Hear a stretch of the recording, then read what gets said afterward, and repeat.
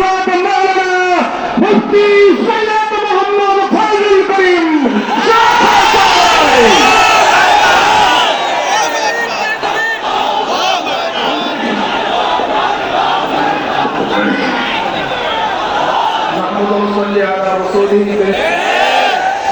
Israel বৈঠক, Israel সেখানে জোরপূর্বক এক রাষ্ট্র কায়েম করার জন্য চেষ্টা করা হচ্ছে। মানুষকে হত্যার ভিত্তিতে, ধর্ষণের ভিত্তিতে, জুলুম নির্যাতনের ভিত্তিতে, গণহত্যার ভিত্তিতে আজকে আমাদের সন্তানেরা না খেয়ে আছে, হাজারো সন্তানেরা চিকিৎসাবিহীন মরছে, হাজারো মারা তাদের বুক খালি করছে।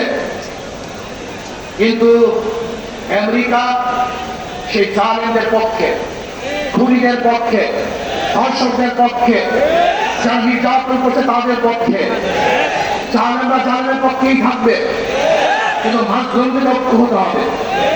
সমস্ত মাজলুমদের ঐক্যবদ্ধ ভাবে জালেমদের বিরুদ্ধে লড়াই করি, তাহলে গোটা দুনিয়া বলে জালেম থাকতে পারবে না।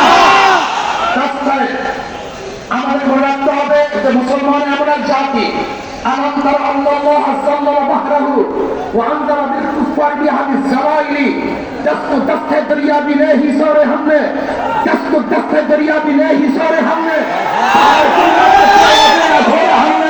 আমাদের ওই জাতি যারা বুক পেতে শাহাদাত গ্রহণ করি বীর কবিরা করে ইনশাআল্লাহ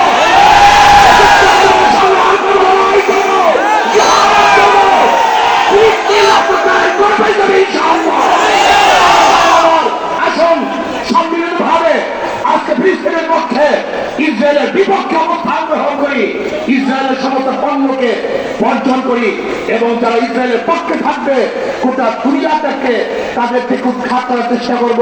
আল্লাহ আমাকে এবং আমাদের সবাইকে ফিলিস্তিন রাষ্ট্র, স্বাধীন রাষ্ট্র দেখার তৌফিক দান করুক, তাদের সাথে কাজ করার তৌফিক আল্লাহ দান করেন।